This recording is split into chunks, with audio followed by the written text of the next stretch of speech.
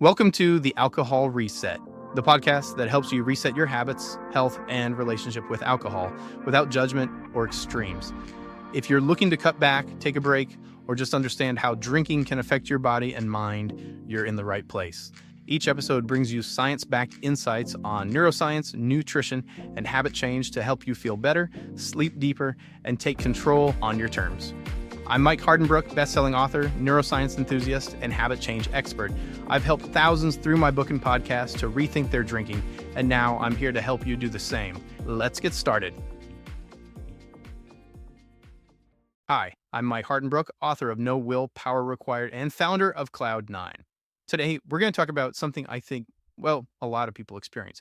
You ever find yourself maybe late at night, feeling a bit emotional, perhaps waiting for that food delivery that's taking forever, and then you get that urge, for a glass of wine, whatever your drink is, that whole pre-period time when things just feel amplified. We've all been there, right? You might just think, I'm just extra sensitive today, but actually, there's some real science behind why alcohol can feel so different. And often, honestly, why it hits harder right before your period. So let's get into that connection.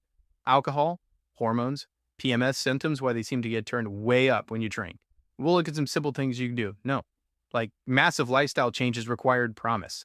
Okay, so first things first, what's actually going on in your body during that pre-period week? Your menstrual cycle is this whole complex hormonal dance, right?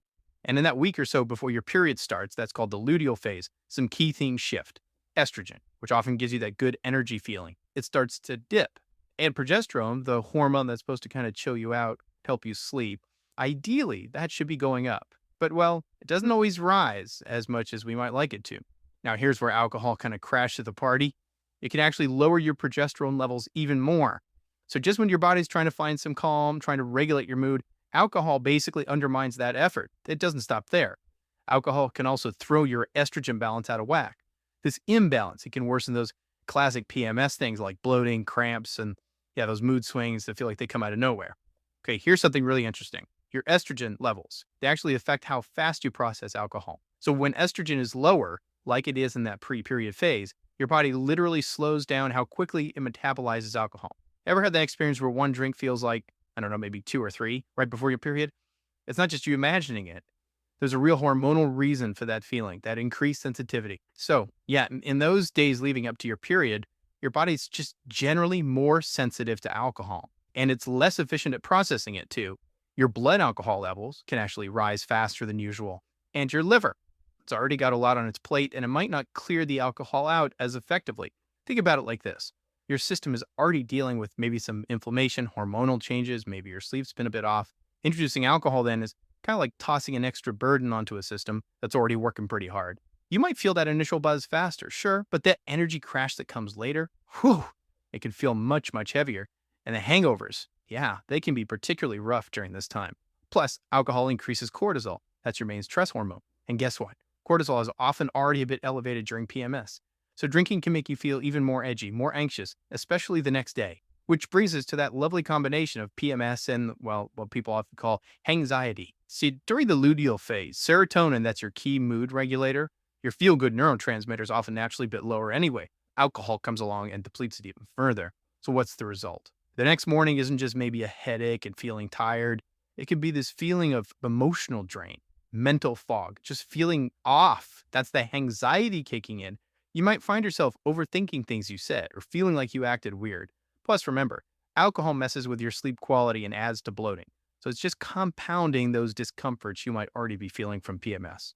Let's get a bit more specific about some of the physical stuff, okay? First up, your gut. Alcohol can irritate your stomach lining. It disrupts the good bacteria in your gut. And your gut can already be more sensitive before your period. So that drink might just make your stomach feel way more unsettled than it normally would. Then there's bloating. Oh, the bloating. Alcohol makes your body hold on to more water, and that can slow down your digestion, which basically just makes any hormone-driven bloating you already have feel even worse. You feel kind of like a balloon animal, right? Even your skin can react. Alcohol can cause spikes in insulin, sometimes even testosterone, and that could potentially lead to more of those lovely PMS breakouts. What about those late-night food cravings after drinking? Alcohol can cause your blood sugar to drop, which then triggers cravings, usually for sugary, less than healthy stuff. And finally, sleep. We touched on this, but it's important. Alcohol might make you feel like you fall asleep faster. but it actually disrupts your REM sleep later in the night. And REM sleep is absolutely crucial for mood regulation, for processing things, for feeling rested. So you wake up feeling groggy and probably grumpier. Okay, so that all sounds a bit grim maybe, but what can you actually do about it? Knowledge is power here, right? First, get to know your own cycle. Use a period tracking app. There are tons out there like Clue or Flow, or just use a calendar. Pinpoint your luteal phase. Just knowing when it's coming up can help you plan. If you know it's that week before your period, and maybe you're already feeling a bit sensitive or tired, maybe that's the week you choose a different way to unwind instead of reaching for alcohol. Think about swapping that drink. Try an alcohol-free alternative. There's some great ones now. Or maybe get some light exercise or lean into comfort. Watch that show you love. Take a warm bath. Something genuinely relaxing. You could also think about supporting your nutrient levels. Things like vitamin B6, that helps with mood regulation, serotonin production, and L-theanine, which is known for its calming effects, reducing anxiety. You can find these in supplements, sure, like our Daily Restore at Cloud9, but also in foods. Bananas, avocados for B6, spinach, green tea for L-theanine. If you do choose to drink, maybe think about timing. Your body generally handles alcohol a bit better during the first half of your cycle, the follicular phase. That's from day 1 of your period up until ovulation. You're just more resilient then. And always hydrate well. Drink plenty of water. And try to eat something, ideally with some protein, before you have any alcohol. It helps slow absorption. And lastly, please be kind to yourself, seriously. If you have a drink during your luteal phase and you feel kind of rubbish afterwards, it's not a personal failing. It's not about willpower. It's literally just your body giving you feedback based on its current hormonal state. Learn from it, see what feels good for you, and adjust next time. No shame. So look, experiencing worse PMS symptoms when you drink alcohol, it doesn't mean you're weak or doing something wrong. It's a physiological response. It's biology. And honestly, understanding how your body reacts differently at different times, that's actually really empowering. It lets you make choices that serve you better. Even just small tweaks, small adjustments can mean less blurting, maybe a bit more inner peace, and definitely fewer of those, oh God, did I really say that moments? So maybe just take a moment to think about it. Consider how your own hormones might be influencing your experience with alcohol as an interesting connection to explore for yourself. Thanks so much for tuning in and spending this time with me today. If you found this helpful, maybe share it with a friend or someone you know who might relate. Remember, it's all about understanding your unique body and finding what works best for you. That's a wrap for today's episode.